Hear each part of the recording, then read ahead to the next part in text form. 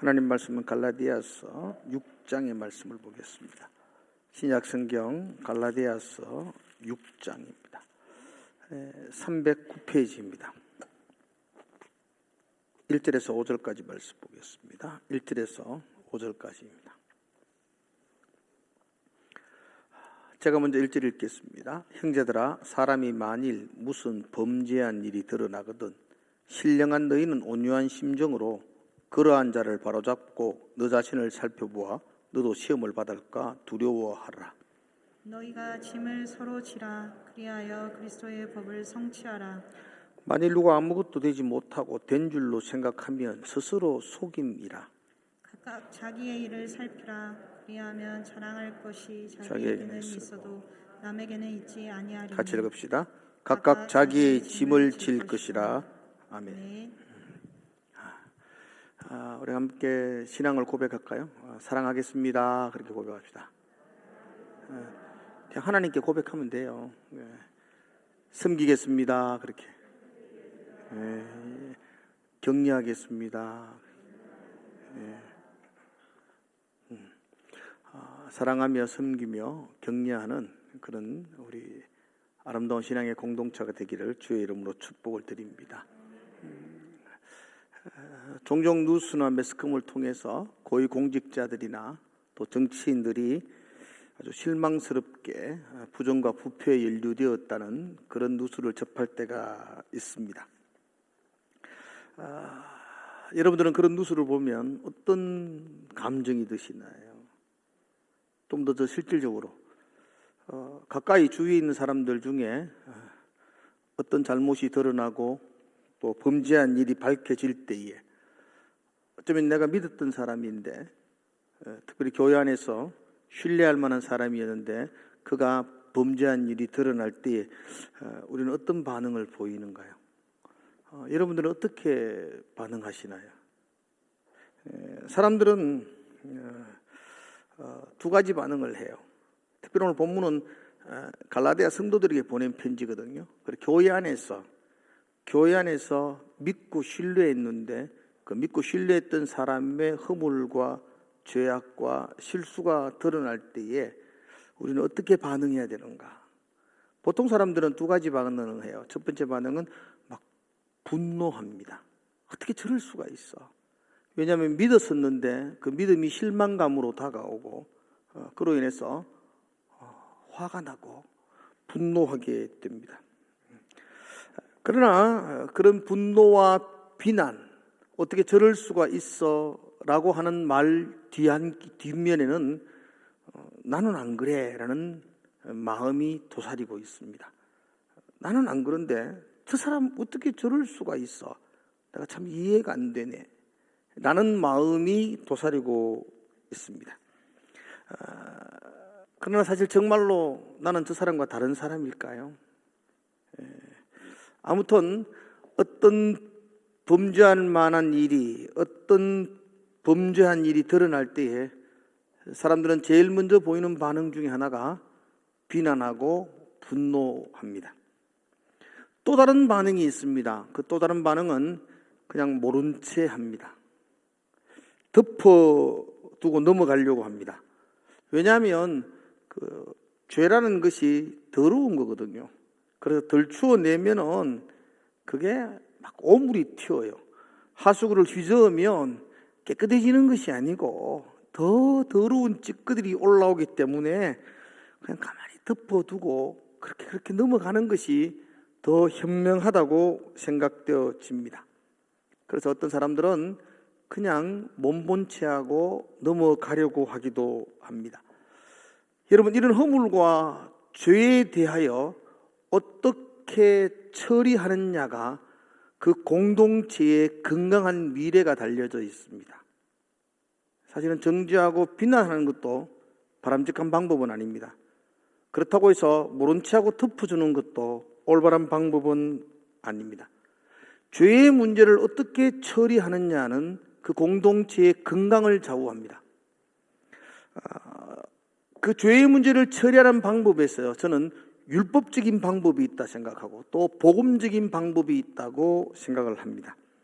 갈라디아서의 주제가 율법과 복음이 갈라디아 전체의 주제라면 어쩌면 다른 사람이 범죄한 일이 드러날 때도 율법적인 방법이 있고 또 복음적인 방법이 있습니다.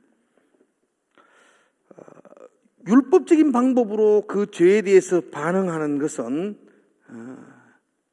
율법에 보면 죄가 드러나면 그 죄인을 정죄하고 규정하고 그 죄인을 심지어 격리시킵니다. 왜냐하면 죄라는 것은 오염성이 강하기 때문에 그 공동체 안에서 죄, 더러움이 드러나면 그걸 분리해서 격리시킬 때에 공동체의 건강을 유지할 수 있다고 생각합니다. 그래서 어떤 죄는 심지어 그 동네에서 추방해서 따로 격리해서 수용하기도 하고요. 그렇지 않다 하더라도 죄를 범한 사람은 성전에서 예배 공동체에 참여하지 못합니다. 신앙 공동체 안으로 들어올 수 없도록 합니다. 물론 정결 예식을 거치고 제사를 거쳐서 회복되었을 때는 다시 들어올 수 있지만 죄를 가지고 있는 상태에서는 그 공동체 안에 들어와서 예배할 수 없도록 합니다. 이것이 율법적인 방법입니다. 정죄하고 격리하는 것입니다. 복음적인 방법은 이와는 다릅니다. 복음적인 방법은 덮어두고 모른 체하고 그냥 넘어가는 것도 아닙니다. 복음적인 방법은 그 죄에 대해서 분명한 규정을 합니다. 통상적으로 그럴 수 있어. 관념적으로 우리는 늘 그래 왔었어. 그래 왔더랬어. 이런 말로 그 죄를 합리화하려고 하지 않습니다. 이것이 죄라는 것을 분명하게 규정합니다. 마치 의사가 환자의 상태를 살피고 어떤 병인지 정확하게 진단을 내리는 것처럼 복음은 죄의 원인을 파악하고 그 죄를 죄라고 규정짓습니다. 그러나 그 이후에 복음적인 방법은 죄를 규정하고 난 이후에 그 목적은 다시 새롭게 회복해서 공동체의 일원으로 세우기 위함입니다. 그래서 복음적인 방법의 가장 목적은 치료해서 다시 그 공동체로 들어오도록 합니다. 오늘 1절의 말씀 보면 이렇게 되어 있죠. 형제들아, 사람이 만일 무슨 범죄한 일이 드러나거든 신령한 너희는 성도를 말하죠. 교회 안에서. 그러니까 지금 교회 안에서 일어나는 범죄입니다. 어떤 범죄인지는 구체적으로 밝히지 않습니다. 그러나 교회 안에서 허물이 들어가고 죄악이 드러나면은 신령한 너희는 온유한 심령으로 그러한 자를 바로잡고 너 자신을 살펴보아 너도 시험을 받을까 두려워하라, 이렇게 규정합니다. 온유한 심령으로 그렇게 범죄가 드러난 사람을 바로잡아 주라는 것입니다. 복음은 바로잡아 주는 것입니다. 여기서 온유한 심령이라는 말은 여러 가지 말로 해석을 할 수 있겠지만 그것은 긍휼히 여기는 마음, 이렇게 표현하는 것이 정확하다고 보여집니다. 어떤 사람이 죄가 드러나면 어떻게 저럴 수가 있어? 라고 비난하고 수군거리는 것이 아니고 그 사람을 불쌍히 여기는 마음으로 바라봐 주라는 것입니다. 저런 나쁜 놈이 있어. 그죠? 이건 대다수의 사람들이 그렇게 반응을 합니다. 그렇게 반응하는 뒤안면에는 아까 좀 전에 이야기했던 나는 그렇지 않다는 자기 의가, 지금 그것을 교만이라고 말하는데 그 자기 교만이 자기에게 가득 차 있기 때문입니다. 그러니까 여러분 한번 자세하게 생각해 보십시오. 여러분을 정직하게 한번 바라보십시오. 정말 여러분은 그렇지 않는지, 나는 정말 죄가 드러나 있는 그 사람과는 다른 사람인지, 나는 정말 죄와 동떨어진 의롭고 정당한 사람인지, 나는 죄를 저지를 가능성이 없는 거룩하고 순결한 사람인지, 나는 정말 저 사람과 다른 사람인지를 정직하게 한번 돌아보셔야만 합니다. 성경은 절대로 그렇지 않다고 말합니다. 다만 나는 유혹을 받지 않았을 뿐이고, 다만 그런 죄를 범할 기회가 없었을 뿐이고, 더 나아가서 다만 나는 안 들켰을 뿐이고, 여기 앉은 사람은 들킨 죄인과 안 들킨 죄인이 있습니다. 어쩌면 나는 그들과 똑같습니다. 그래서 성경은 말합니다. 온유한 심정으로 그들을 바로잡아주고, 또다시 그 다음에 그렇게 말하죠. 너 자신을 살펴보라. 너 자신을 살펴보라. 너도 시험을 받을까 두려워해라. 너도 저렇게 될까 두려워하라고 그렇게 말합니다. 어떤 사람의 범죄가 드러날 때 제일 먼저 우리가 가질 감정은 어떻게 저럴 수가 있어라고 비난하고 분노하는 것이 아니라 나도 그럴 수 있다는 나 자신을 돌아보라고 성경은 이야기합니다. 그런 마음을 가질 때에 그 사람을 그 죄의 자리에서 바로 세워주는, 건져줄 수 있는 시작을 할 수가 있습니다. 나는 너와 달라라는 관점을 가지고 거기에 대하면은 우리는 절대로 그를 바로 잡아줄 수가 없습니다. 그래서 온유한 마음으로, 긍휼히 여기는 마음으로, 그를 불쌍히 여기는 마음으로 그에게 접근해야 한다고 말합니다. 여러분, 교회는 죄악에 빠진 사람을 건져내고 회복시키는 공동체입니다. 교회가 죄인들을 다시 바로 세우고 회복시키고 다시 기회를 주지 못한다면 그 죄인은 회복될 만한 곳이 아무것도 없습니다. 어디 가도 그는 회복될 수가 없습니다. 그러기에 교회는 새롭게 회복시키는 소망의 공동체이어야만 합니다. 누가 강에 빠졌습니다. 자기 힘으로 헤엄쳐서 그 강을 나올 수가 없습니다. 그럼 건져주어야 합니다. 그렇죠? 교회는 건져주는 겁니다. 다른 그 무엇보다도 우선적으로 그가 그 잘못된 죄에서 빠져나와 바로 세울 수 있도록 건져주는 겁니다. 비난하고 정죄하는 것은 우리가 취할 바가 아닙니다. 그래서 긍휼히 여기는 마음을 가지라는 겁니다. 아내가 차를 몰고 갔다가 교통사고를 났습니다. 여보, 나 사고 났어. 그럼 제일 먼저 뭐 해야 됩니까? 무슨 말을 해야 되죠? 띠르마 해가지고 그러면 끝장나는 겁니다. 긍휼히 여기는 마음을 가져야 됩니다. 다친 데는 없는지, 괜찮아 다 사고 나는 거야, 네 잘못이 아니야. 그게 남편의 역할이고 그게 교회의 역할입니다. 누가 어떻게 그럴 수가 있어라는 시각으로 바라보는 것이 아니고, 연약하니까 다 그럴 수 있지, 그죠? 그리고는 그를 이해해주고 불쌍히 여겨주고 그런 온유한 심정으로 다가갈 때에 회복의 시작이 일어날 수 있습니다. 그래서 그의 잘못이 어쩌면 나의 책임이다라는 마음을 가지면 좋습니다. 여러분, 2절의 말씀 보면 이렇게 되어 있죠. 너희가 짐을 서로 지라, 그리하여 그리스도의 법을 성취하라.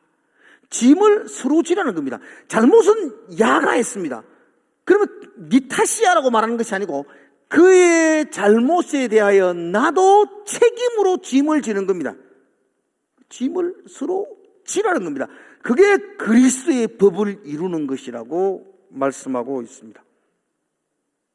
오래전에 천주교에서 그런 운동을 벌였죠. 내 탓이요, 내 탓이요, 모든 것이 내 탓이요. 참 멋진 운동이라고 생각되어집니다. 그가 잘못했는데 왜 그게 내 탓입니까? 근데 우리는 그게 내 책임이다 라는 마음을 가질 때에 그를 바로 세워줄 수가 있습니다. 그런 마음을 가지는 것을 온유한 심정이라고 말합니다. 우리 주변에 허물이 드러나는 경우들이 참 많습니다. 근데 정말로 우리가 온유한 심정으로 그를 다가가지 못할 때가 너무나 많습니다. 수군거리고 비난함으로 말미암아 그를 바로 세우지 못하고 철저하게 뭉개지도록 만들 때가 많이 있습니다. 신령한 너희는 그러면 안 된다는 겁니다. 교회 안에서 다른 사람의 범죄가 드러날 때에 신령한 너희들은, 교회 안의 성도인 너희들은 온유한 심령으로, 긍휼히 여기는 마음으로, 그죠? 어쩌면 그것이 내 탓이라는 생각을 가지고 짐을 서로 나누어 주는 마음을 가질 때에 이것이 그리스도의 법을 이루는 것이라고 말합니다. 이게 3절을 다시 볼까요? 만일 누가 아무것도 되지 못하고 된 줄로 생각하면 스스로 속임이라. 이게 교만이라는 겁니다. 어떤 사람의 죄악이 드러나면 너가 그걸 비난하고 정죄하면 그건 교만이야. 나는 안 그렇다. 나는 스스로 섰다고 생각하고 다른 사람을 비난하는 것은 네 자신을 속이는 거야. 그건 교만한 거야. 그건 공동체 회복을 이루지 못한다라고 말합니다. 여러분, 우리는 의롭지 않습니다. 솔직히 우리는 모두 죄인입니다. 잠재적 죄인입니다. 성경은 말합니다. 모든 사람이 죄를 범하였으면 하나님의 영광에 이르지 못한다고 말합니다. 로마 3장은 더 심각하게 지적을 합니다. 너희의 목구멍은 열린 무덤이고 너희 혀는 속임을 일삼으며 너희의 입술은 독사의 혀와 같다고 말합니다. 너희의 입에는 저주와 악독이 가득 차다고 말합니다. 그 우리 입 아닌가요? 악독과 저주가 가득 찬 것. 너희의 발은 죄짓기에 발 빠르다고 그렇게 말합니다. 그런데 나는 안 그런 척, 저 사람만 저렇게 죄인인 것처럼 그렇게 바라보는 것은 스스로 속이는 것이다 라고 말씀합니다. 교회 안에서 왜 다 같은 죄인인데, 그죠? 들킨 죄인들을 너무 많이 비난함으로 말미암아 그가 그곳에 서 있지 못하고 더 많이 무너져서 떠나는 경우들이 많습니다. 그것은 우리가 나는 그렇지 않다는 그 교만함 때문입니다. 스스로 속이는 죄악 때문입니다.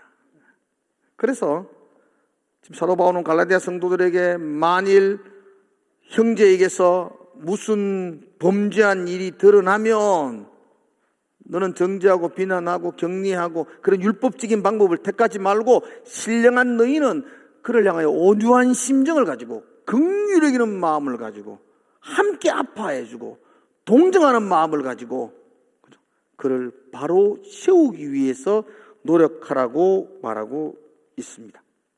그렇지 않고 정죄하고 비난하는 자리에만 있다면 그것은 너 스스로 너를 속이는 거야. 너 교만한 거야. 라고 말하고 있는 것입니다. 이어서 4절의 말씀을 한 번 더 보겠습니다. 4절.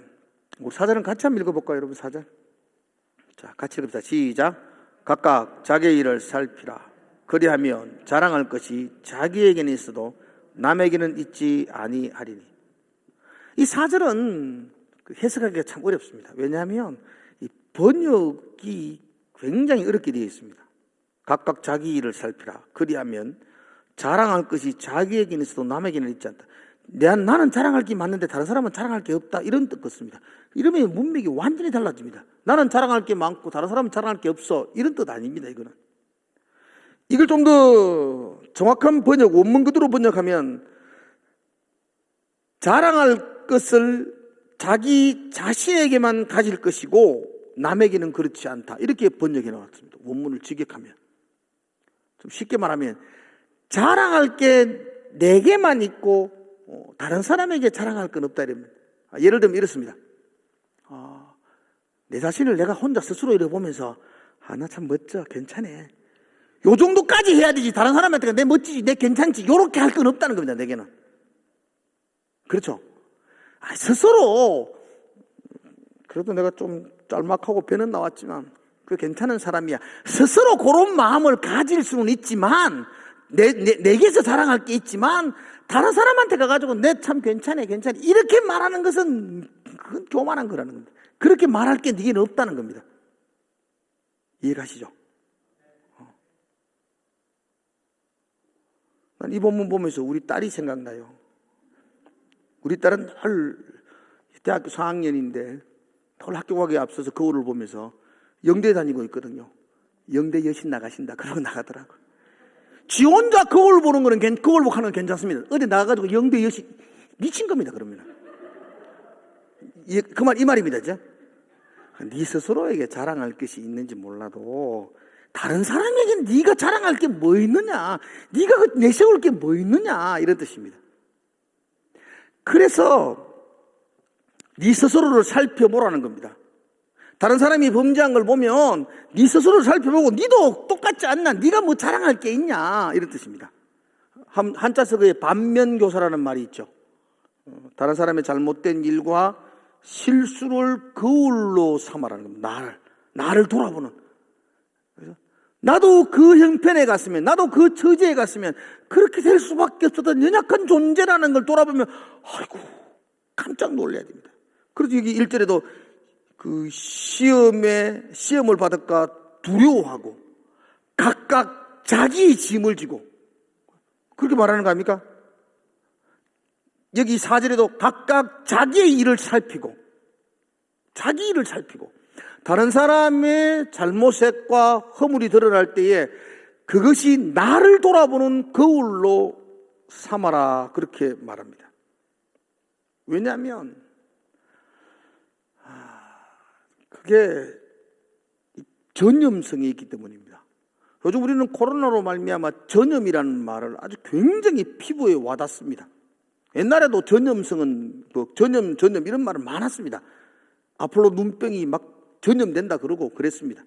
감기도 전염된다 그러고 그런 말을 했었습니다. 그러나 이렇게 실감하지 못했습니다. 코로나는 그냥 한 사람 딱 걸리니까 온 가족이 전멸을 해버려요. 그냥 완전히 전염성이죠. 죄도 이와 같다는 겁니다. 다른 사람의 허물이 드러날 때에 그 허물을 비난하고 정죄하고 그죠? 낙인 찍고 그럴 여유가 없습니다. 순식간에 전염이 됩니다. 그래서 나를 살피라는 겁니다. 그리고 나를 쳐서 복종하라는 것입니다.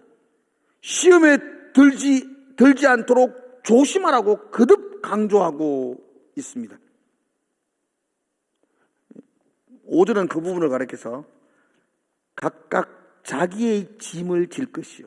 그 자기를 살피고 자기를 치는 것을 자기 짐을 지는 것입니다. 저와 여러분이 감당해야 됩니다.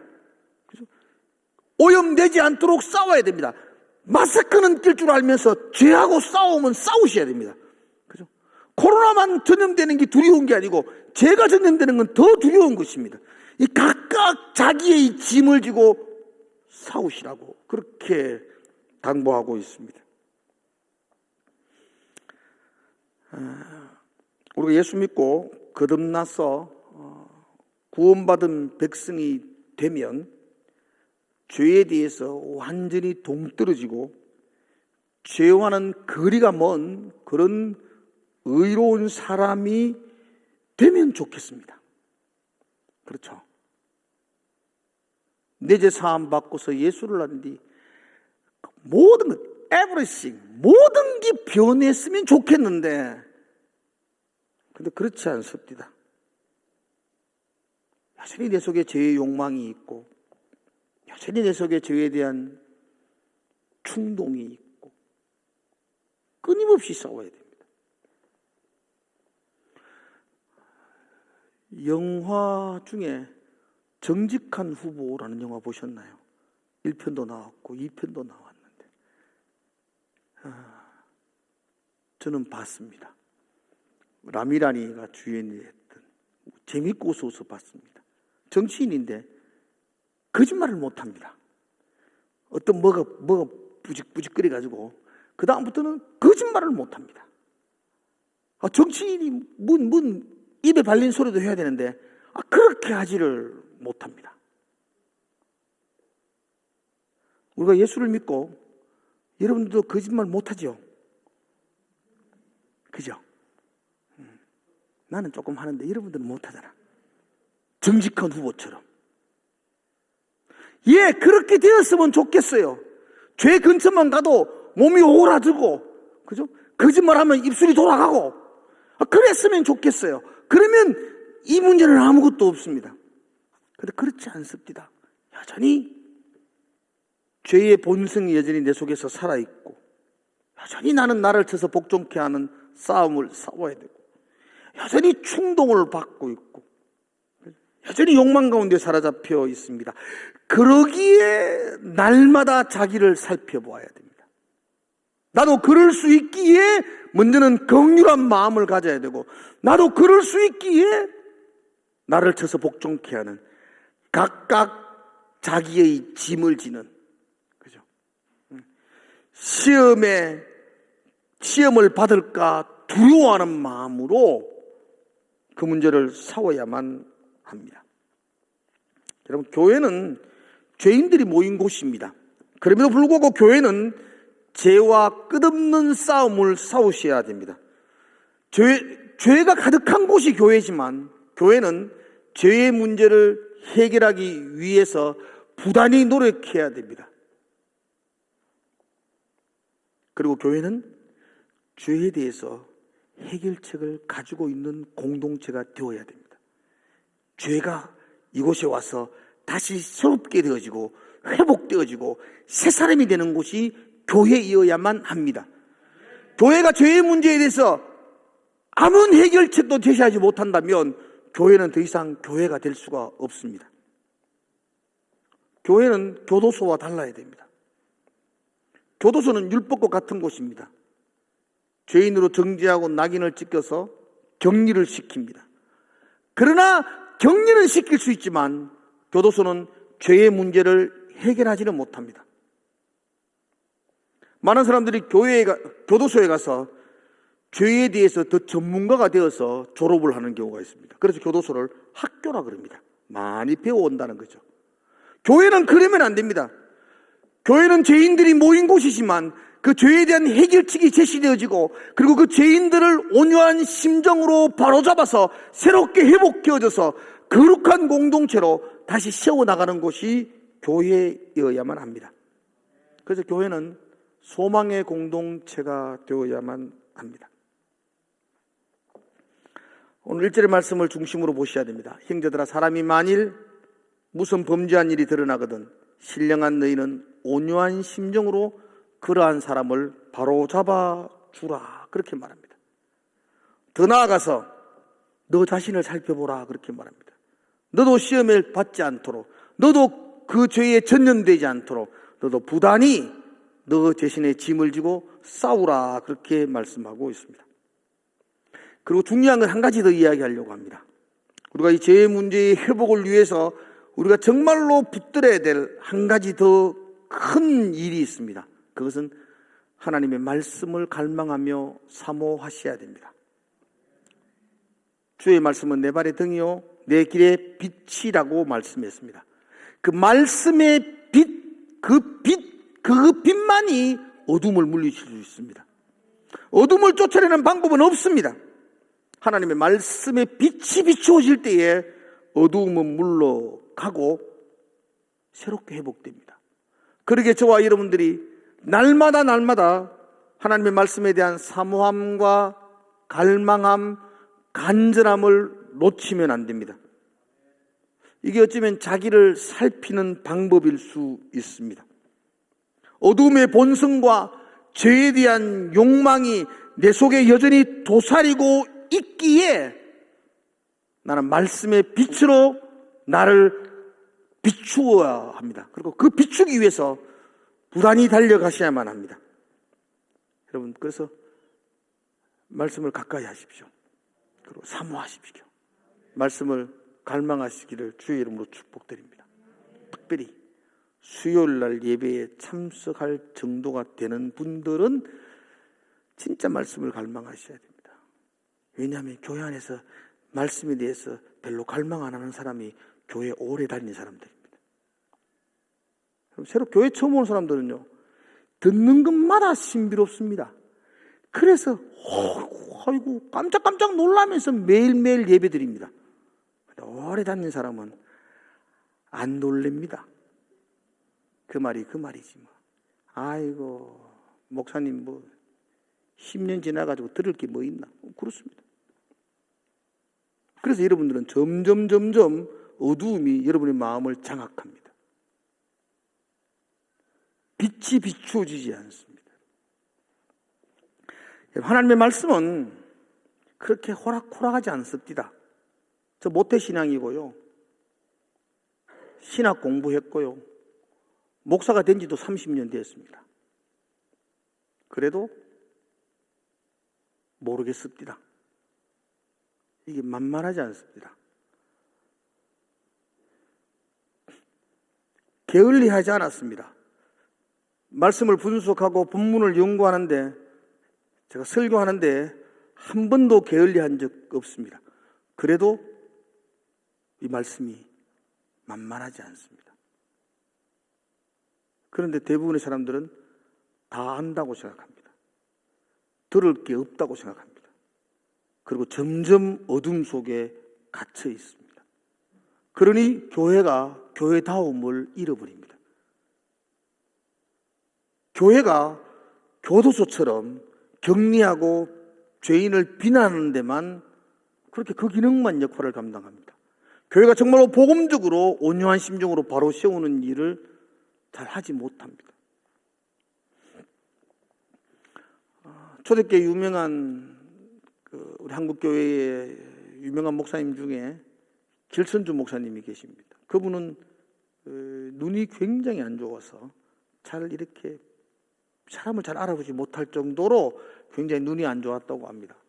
그런데 그분에 대한 이야기를 이렇게 읽어보면 그분은 요한계시록 성경을 10,000번을 정독했다고 해요. 뭐 이런 10,000번은 얼마 안 되죠. 뭐 하여튼 요한계시록을 10,000번을 정독했다고 해요. 어떤 분이 목사님한테 물었습니다. 아, 목사님 요한계시록 10,000번 읽었으니까 그 요한계시록 원하겠네요. 이렇게. 목사님 고민도 안 하고 그렇게 말합니다. 글쎄요, 아직도 참 어렵습니다. 그렇게 말합니다. 글쎄요. 이런 말씀을 배우십시오. 정말로 갈망하십시오. 그리고 말씀을 배우는데 여러분들이 온 마음을 쏟으십시오. 베드로 사도는 이렇게 말합니다. 갓난 아이가 젖을 사모하는 것처럼. 여러분, 갓난 아이가 엄마 젖을 사모하는 것처럼 여러분 신령한 말씀을 사모하시라고 말합니다. 갓난 아이 배가 고파 울 때에 다른 그 무엇으로도 달랠 수 없습니다. 젖을 사모하는 마음처럼. 그렇게 말씀을 사모하라고 말합니다. 그럴 때에 그 말씀의 빛이 우리의 마음의 어두움을 물리치고 우리가 온유한 심정으로 바로 설 수 있는 그리스도인으로 서게 된다고 말합니다.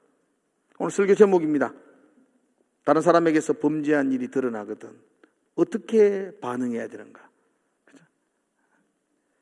쉽게 그냥 본성 따라 율법적으로 반응할 수 있습니다. 분노할 수도 있고요. 정죄할 수도 있고 또한 귀찮아서 모른 체 할 수도 있습니다. 복음적인 방법은 그렇게 말합니다. 온유한 심령으로 그들을 바로잡아 주라고 말합니다. 긍휼히 여기는 마음으로 그 같은 동정심의 마음을 가지고 그와 다를 바 없는 나 자신을 바라보면서 그에게 접근하여 그를 바로 세워주는 일에 최선을 다하라고 말합니다.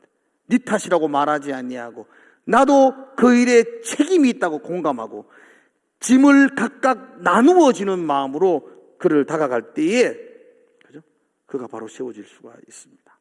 그리고 그의 범죄로 말미암아 나는 반면교사로 삼아서 나를 살피고 돌아보는 일을 해야 할 것이고 날마다 그러기 위해서 말씀의 빛이 내 마음의 어두움을 비출 수 있도록 그래서 내 욕망과 죄악에 대한 유혹들이 그 밝은 빛으로 물러갈 수 있도록 날마다 기도하셔야 할 것입니다.